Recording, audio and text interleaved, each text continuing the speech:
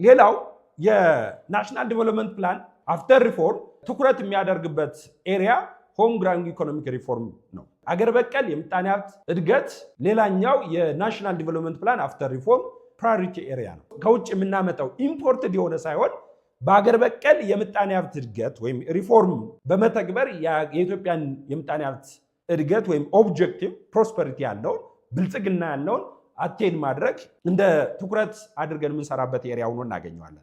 ያ ማለት ምንድነው? ሆም ግራውንድ ኢኮኖሚክ ሪፎርም የምንለው በራስ ሀብት በራስ አቅም እና ምርታማነትን ማሳደግ፣ ስራ አጥነትን መቀነስ፣ እነዚህ ማክሮ ኢኮኖሚው እንደ ኦብጀክቲቭ አድርጎ ያሰባቸውን ጉዳዮች ማሳካት መቻል ነው። ሆም ግራውንድ ማለት አገር በቀል የምጣኔ ሀብት ሽግግር ለውጥ እንለዋለን።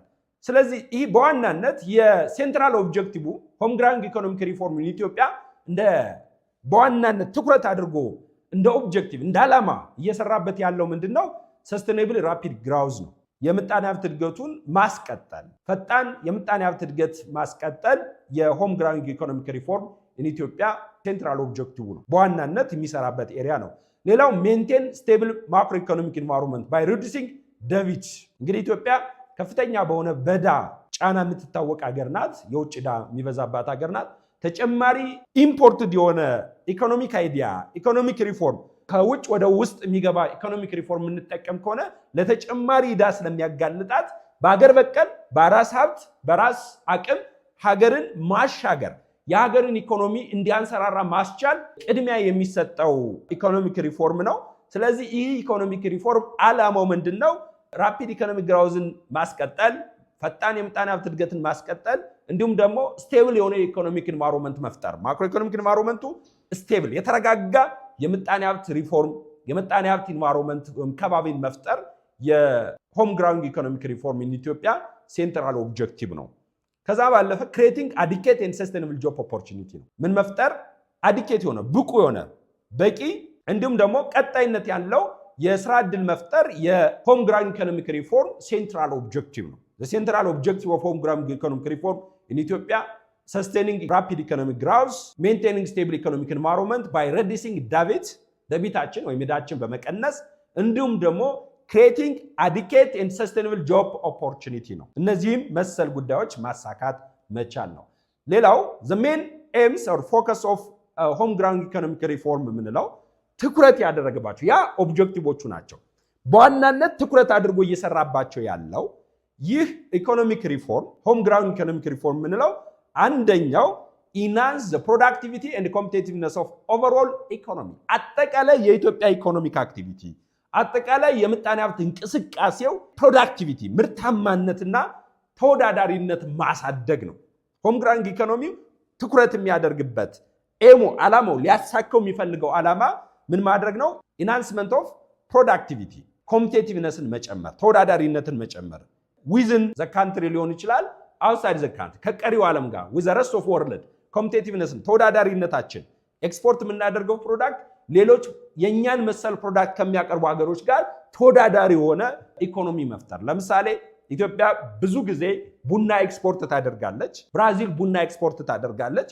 ስለዚህ ከብራዚል ከነታይዋን ተወዳዳሪ የሆነ ቡና ማምረት፣ ተወዳዳሪ የሆነ የቅባት እህሎችን ማምረት፣ ተወዳዳሪ የሆነ ሊቭስቶክ ፕሮዳክሽን እንዲኖረን ማስቻል የሆም ግራውንድ ኢኮኖሚክ ሪፎርሙ ሴንትራል ኤም ነው፣ ሜን ኤሙ ነው። ፕሮዳክቲቭ ብቻ ሳይሆን ምርታማ ብቁ የሆነ እንዲሁም ደግሞ ተወዳዳሪ የሆነ ኢኮኖሚክ ሴክተር መፍጠር፣ ማክሮ ኢኮኖሚ መፍጠር የሆም ግራውንድ ኢኮኖሚክ ሪፎርም ሜን ኦብጀክቲቭ ኦር ሜን ኤም ሆኖ እናገኘዋለን። ሌላው ግራጁዋል ትራንዚሽን ፍሮም ፐብሊክ ቱ ፕራይቬት ሴክተር ሊድ ኢኮኖሚክ ግራውዝ። እንግዲህ እስካሁን የነበረው መንግስት መር የሆነ ኢኮኖሚክ ግራውዝ ነው። በዋናነት የማህበረሰብ ወይም የመንግስት ሴክተሮች የሚመሩት እነሱ ሊድ የሚያደርጉት ኢኮኖሚክ ግራውዝ ነው የነበረን። ከዛ ኢኮኖሚክ ግራውዝ ግራጁዋሊ በሂደት እነዚህን መንግስት መር የሆነውን ኢኮኖሚ ወደ ፕራይቬት ሴክተር የግሉ ዘርፍ ወደሚመራው የምጣኔ ሀብት ርዕዮተ ዓለም መቀየር የሆም ግራውንድ ኢኮኖሚው ኤም ሆኖ እናገኘዋለን። ሶ ግራጁዋሊ ትራንዚሽን ፍሮም ፐብሊክ ቱ ፕራይቬት ሴክተር ሊድ ኢኮኖሚክ ግራውዝ ኦር የምጣኔ ሀብት እድገት ከመንግስት መር ኢኮኖሚ ወደ ግሉ መር ነጋዴው ወደሚመራው ሴክተር ኢኮኖሚክ ግራውዝ ማምጣት የሆም ግራውንድ ኢኮኖሚክ ሴንትራል ኤም ነው። ከዛ ከሆም ግራውንድ ኢኮኖሚክ ሪፎርም ጋር ተከትሎ የሚመጣው ማክሮ ኢኮኖሚክ ሪፎርም ነው። የጥቅል ኢኮኖሚክ ሪፎርሙ በዋናነት የሚሰራው ኤሊሚኔት ማክሮ ኢኮኖሚክ ኢምባላንስ ኤንድ ክሬት ስቴብል ማክሮ ኢኮኖሚ ነው። ቅድም ያልነው ተያያዥ ነው። ምን ማድረግ ነው ያለብንን ኢምባላንስ? ለምሳሌ ኢምፖርት ኤክስፖርት ኢምባላንስ አለብን። ኢምፖርታችን ከኤክስፖርታችን ይበልጣል እንደ ሀገር። ይህም ኢምባላንስ መቀነስ። ኤሊሚኔት ማክሮ ኢኮኖሚክ ኢምባላንስ ስንል በዲማንድ እና በሳፕላያችን መካከል ኢምባላንስ አለ። እሱን ስቴብላይዝ ማድረግ፣ እኩል ማድረግ፣ ባላንስ ማድረግ፣ ስቴብል ማድረግ። በአቅርቦትና በፍላጎት መካከል ያለ ልዩነት ለኢንፍሌሽን ምክንያት ነው። እሱን ማረጋጋት የማክሮ ኢኮኖሚክ ሪፎርማችን ኦብጀክቲቭ ሆኖ እናገኘዋለን። ከዛ ባለፈ ማክሮ ኢኮኖሚው ኢንሹሪንግ ፋስት ሰስቴኔብል ብሮድ ቤዝድ ኢኮኖሚክ ግራውዝ ይለናል። ፈጣን የሆነ ቀጣይነት ያለው መሰረት፣ ብዙሃኑን ያካተተ መሰረት ያለው የምጣኔ ሀብት እድገት ማምጣት የማክሮ ኢኮኖሚክ ሪፎርማችን ኦብጀክቲቭ ነው። ይህን ስንል ምን ማለታችን ነው? ፈጣን ቀጣይነት ያለው እንዲሁም ሁሉንም መሰረት ያደረገ በአንድ ሴክተር ብቻ የተንጠለጠለ ሳይሆን ሁሉንም ሴክተሮች ያካተተ የምጣኔ ሀብት እድገት ማምጣት ነው የማክሮ ኢኮኖሚክ ሪፎርማችን ኦብጀክቲቭ። ምን ይለናል? ፋስት ሰስቴኔብል ብሮድ ቤዝድ ኢኮኖሚክ ግራውዝ ይለናል። ይህ ማን ማለት ነው? ሁሉንም ያካተተ አግሪካልቸሩንም፣ ቱሪዝሙንም፣ ኢንዱስትሪ ሴክተሩንም፣ ሰርቪስ ሴክተሩም የተሳተፉበት እነሱን መሰረት ያደረገ የምጣኔ ሀብት እድገት ማምጣት። ያ የምጣኔ ሀብት እድገት ደግሞ ፈጣን ቀጣይነት ያለው እንዲሆን ማስቻል የማክሮ ኢኮኖሚክ ሪፎርሙ ኦብጀክቲቭ ነው። ከዛስ በጀት አድሚኒስትሬሽናችን፣ ኦዲቲንግ ሲስተማችን ትኩረት መስጠት። ለበጀት አድሚኒስትሬሽናችን እንግዲህ ብዙ ጊዜ የበጀት ብክነት ይኖራል። እንደ ሀገር ኮራፕሽን አለ። ኮራፕሽን ካለ የበጀት ብክነት የተለመደ ነው። ስለዚህ ያንን የበጀት ብክነት ነው እያልኩ ያለሁት።